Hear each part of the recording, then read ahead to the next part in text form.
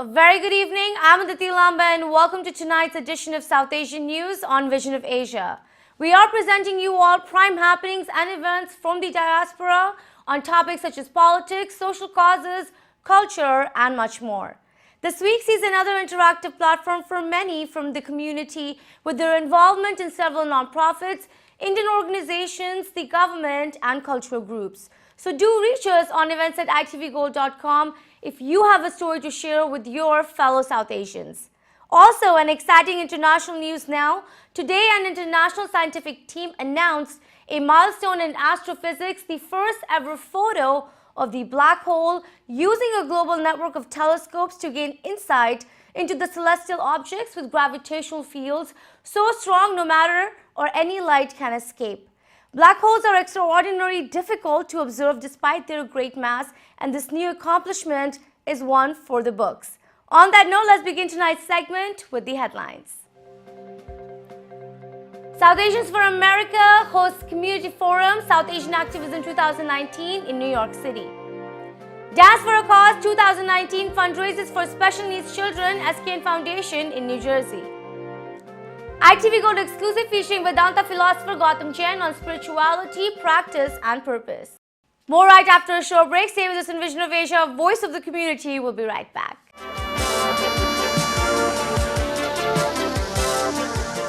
And welcome again. I'm Aditi Lamba and you are watching Vision of Asia, South Asian News segment. Beginning the show, let's now take a look at an event of sheer empowerment, support and love for the children of our community. The non-profit Shri Krishna Nidhi Foundation, SKN Foundation, partnered with the Rhythmic Arts Dance and Music Center to host Dance for a Cause 2019. The event brought together 13 dance schools and many special needs children on the main stage at the Montgomery High School in New Jersey, performing to raise funds for children with special needs. Over 500 people in attendance with over 250 performers. The event donated the support to activities of New Jersey Institute for Disabilities and the Children's Hospital for Philadelphia.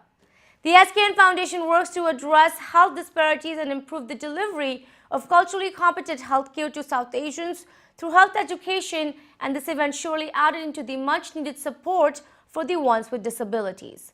A great initiative for a cause that truly helps build up children. Let's take a look at some highlights.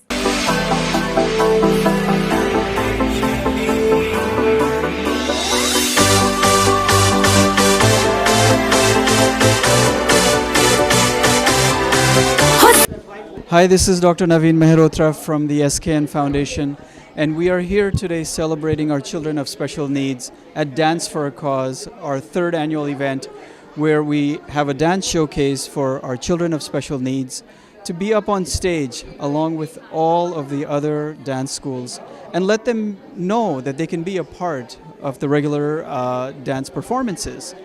A chance where a lot of these kids may not have had is a chance that they had today, and it was just such an emotional time to be able to raise that awareness in our community about our children of special needs, that they don't have any limitations, that their parents should be proud of their kids on who they are.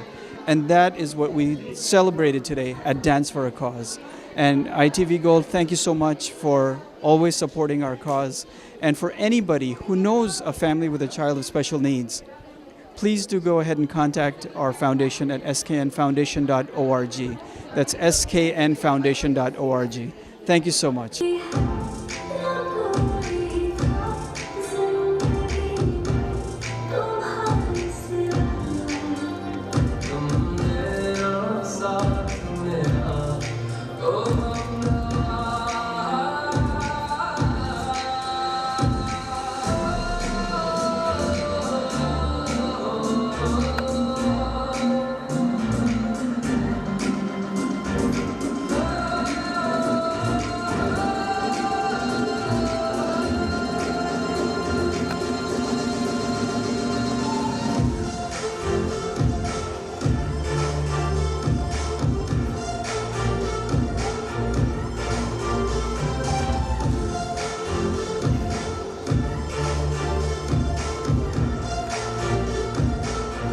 These children are so lovely. They give you a lot of love, and we owe them the love. And I am the parent of, my Gia Berry, my granddaughter. She's in a special need. And we are so proud that they have, arranged this program and, raise money for the program. And I love it, I love it, God bless them.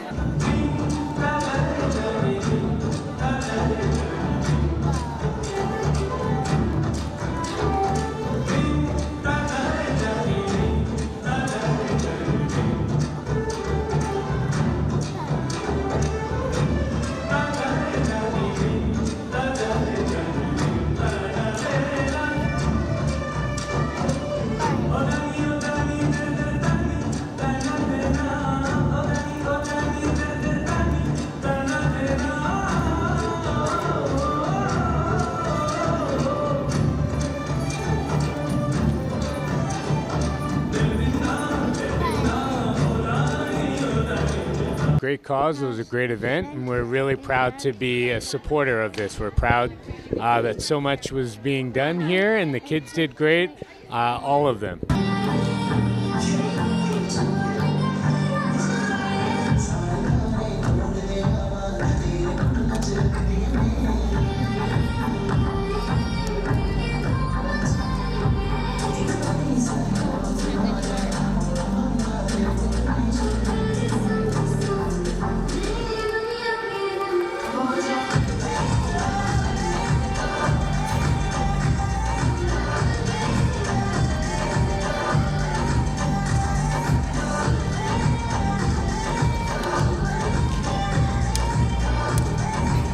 And it was so good, like looking at your kids dancing on the stage and performing, and the cause was really good.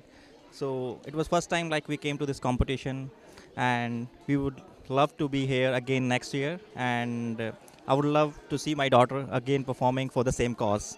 Thank you. And it was my daughter's first performance, and I came to such event for the first time, but the cause of the event was really very valuable, and we really like it, and we would like to come for these kind of event again. Thank you.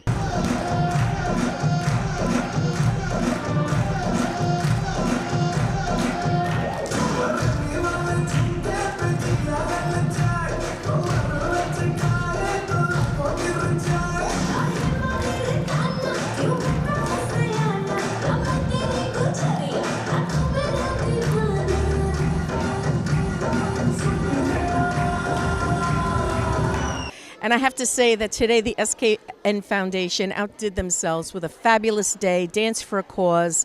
And it's not only about the funds that they raised, but it's really about the feeling of community and the work that came together today. It was fabulous. And on behalf of the 1,500 infants, children, and adults that we serve, I want to thank everyone for their participation. Thank you so much.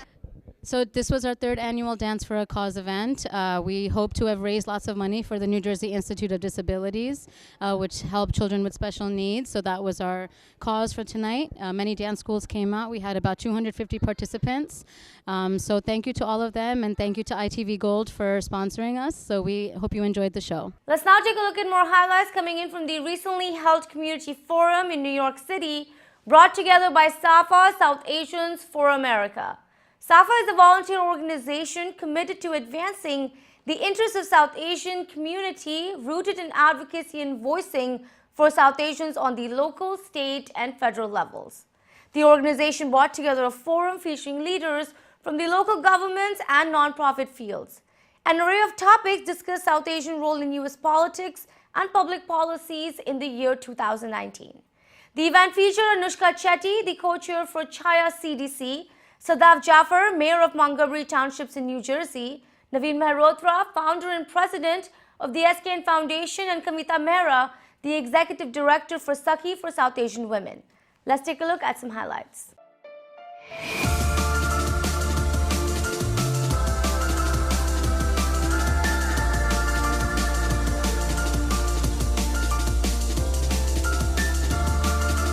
It speaks to, and I feel like a lot of this comes out of like this wave of organizing that's been happening around the country, and in particular, of course, like I think the elephant in the room for a lot of us is AOC winning and taking on Joe Crowley, and she represents actually Chaya's district. How important important do you think at this point the South Asian American civic engagement is? And when you are looking at your work at Chaya, especially in Queens, especially in New York, how important now do you think that voice is going to be for you and other South Asians? So I think it's a really important time in our community to get engaged. I think tonight we talked a lot about what the political atmosphere is in this country, and that we're not going to get the services that we deserve unless we ask for it, right? And I think our community is mature enough now that we can play more of an active role and be civically engaged and run for office and hold elected office and work for elected officials, because this is our home and we have a stake in how this, how our city is going to look like, how our state's going to look like, and how our country is going to look like, right? So it's up to us to make that difference. While I have to ask you a few questions about Chaya. There's a lot of work they do on the grassroots levels, really helping out the immigrant community that may not have the same benefits as we often associate the immigrant community with, especially the South Asian diaspora. What could you tell our viewers about the current status of that population that you are working with, and how do you wish our community, on the other side could help out? The ones that are really wealthy, and then our constituency for Chaya, which is, working class folks who are the, taxi cab drivers, wait staff, or people who've just come over to the country and are depending on one income, which, as you can imagine, in this city is very hard to do. And so I think what the wealthier facet of our community can do is support groups like Chaya or support groups like Saki to help give them the resources so we could build a stronger community. Because at the end of the day, we're all here together. And it's like, what kind of New York City do you want to live in? Not everybody's been given the same opportunities that we've all been given. So what's the best thing you can do to help? I had an interesting experience this year as mayor. That group, Tamil Heritage Group, emailed me and said, can you do a proclamation for our holiday of Pongal? And so I was, more than happy to do that. I did a resolution honoring their holiday, and they came in and spoke a little bit about it. And someone said, well, how come they had never approached anyone before? And I said, well, they might feel more comfortable because they know that at least I would have some familiarity with it, and I wouldn't be like, what is this? You can pronounce it. Yes, and so, and in January I had an intercultural holiday party, and any group that wanted to have a booth or bring food in or whatever did. And it was amazing how diverse it was. We have a Chinese school in our town, we have a Hindi school in our town, the Tamil group came in, we had a Persian group. So, and I think a lot of people in our town were just surprised that there was this diversity and there were holidays they'd never heard of. But you kind of have to open that door, and that's why representation is so important. How gratifying has this been, and how much responsibility do you feel that you have when it comes to your faith as well as your ethnic background? Because those two are very huge together. Well, I try to go to as many events as I can. I try to mentor people if I can. I try to make that time, because I know that I try to be what I needed, what I have needed in my life, which is always examples that I could follow, some mentorship, because we don't always come in with the same understandings of different systems, especially as recent immigrant communities. So I just try to be that person that someone might need to help them get on their way. Just talking about being that person, I would love to ask you a little bit insight into your agenda for this season and maybe for this year. What is that the Montgomery, area is going to look forward to when it comes under, you're as a mayor? And also, is there anything particular that you're trying to cater to when you are working and really bringing forth the South Asian sentiments? Right. Well, my platform this year has been to focus on transparency. So I've had town hall meetings about major projects in our town that wasn't being done. I've appointed members of the public to the Budget and Finance Committee, which we heard about participatory budgeting. I've had a focus on communication. So I've established a committee to look into their communications and making sure that people are getting their information. They know how to communicate with us. And then my third platform has been diversity and inclusion. So we had things like our planning board didn't have a single woman on it. And so I have noticed those things and trying to bring in those different voices, because if your government isn't made up of the same makeup of your town, it's never going to represent their perspective. Question to you is, when you as Naveen Mehrotra from SKN attend these events, what is the key focus and what is the message from SKN that you're really trying to bring forth? So for SKN, we want to make sure that our community understands that we do have health needs and we need to address them. We need to advocate for our needs, and we need to let our non-South Asian community know that there are many diseases that are specific to us, and just because we're considered quote-unquote the model minority does not mean that there are no needs for us. So we need to advocate at the level of the legislator. We need to let our physicians know. We need to let our healthcare system know that what our needs are, what our specific issues are. Diabetes is one of the biggest chronic diseases that we face as an Asian Indian. 20% of Indians have diabetes, and there are so many that just don't know. And it is our task to make sure that we learn how to take care of our illness appropriately and make sure that we have the best outcomes that we can. The other program that we run on special needs, and today being World Autism Day, it's great to be out here, is the special needs community outreach program for empowerment, where we bring families that have kids with special needs together so that they can support each other, that they can learn what their rights are, how can they access the best of services for their child through the school system. There's so many hours of services, the therapies that we are entitled to, but we just don't speak about it. We have to embrace our kids the way they are, and we have to advocate for them, and that is the only way that we will have the best for our community, and that's what SKN is about. So when we come out to these events, and we are joined with these esteemed panelists that are there that bring in different aspects of need for our community. So there's people here from Sakhi, which talk about domestic violence, our mayor, Sadaf, that's here. We have somebody talking about just poor housing in our community. So we are bringing the health agenda to the table, and that's what SKN is all about. Time for another show break. Stay with us in Vision of Asia, Voice of the Community. We'll be right back.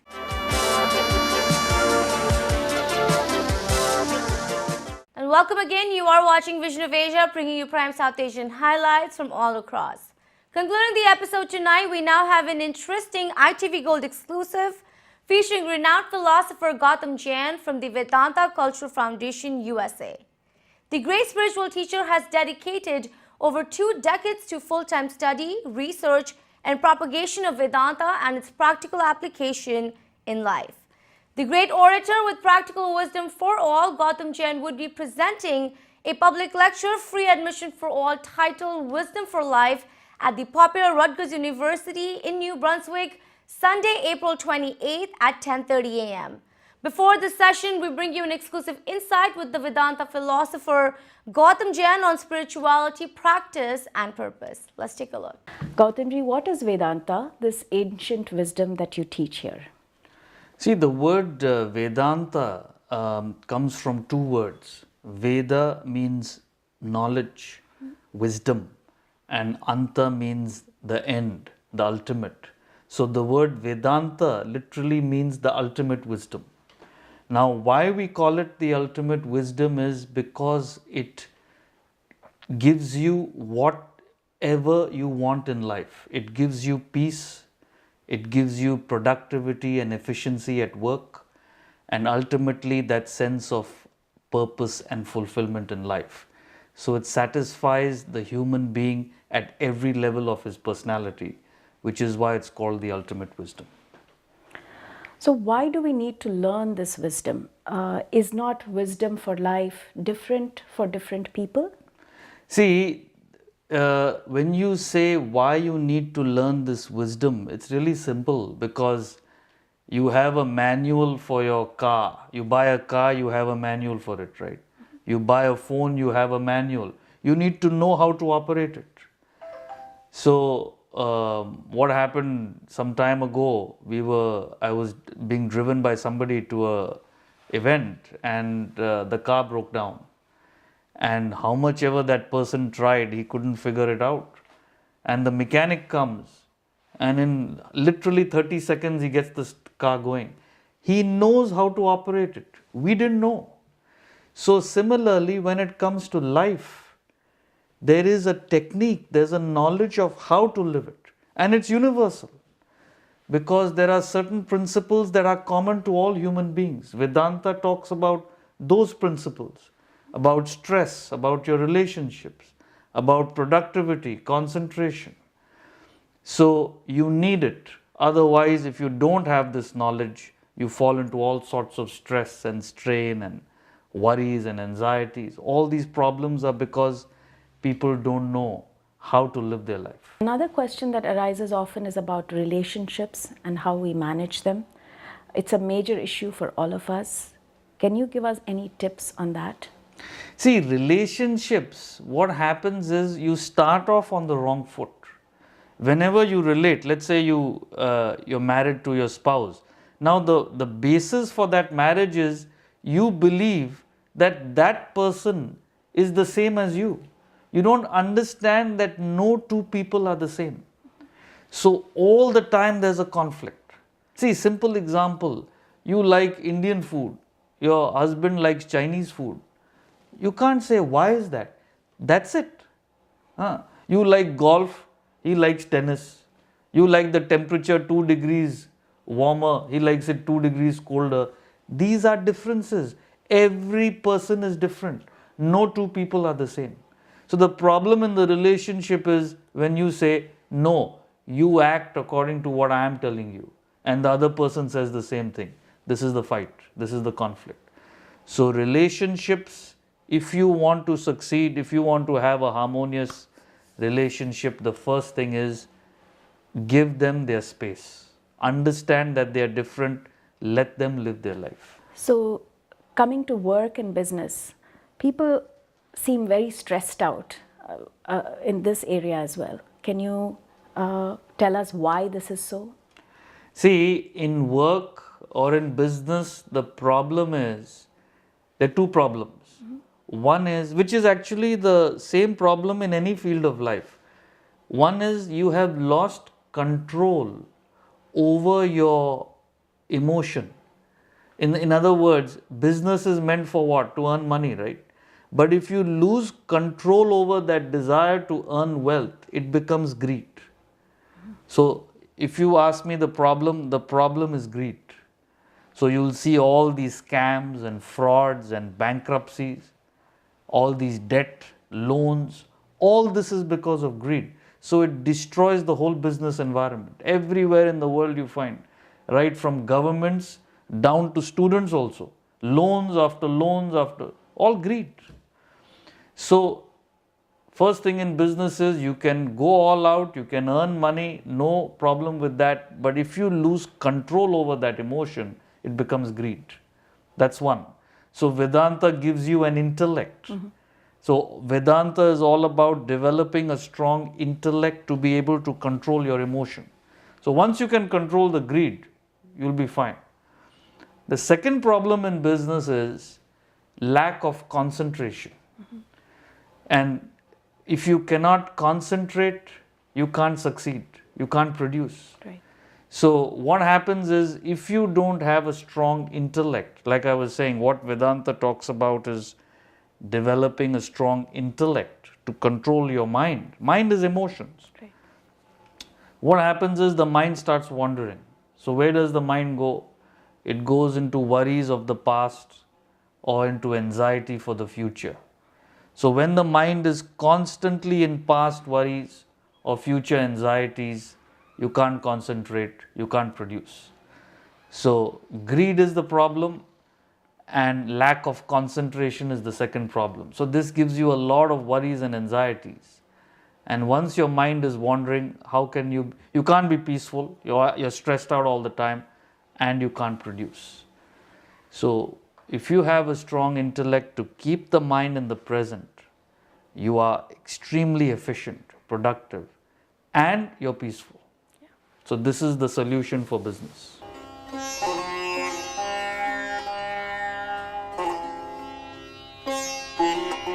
On April 28th, I am speaking at New Brunswick at Rutgers University in New Jersey on the Wisdom for Life.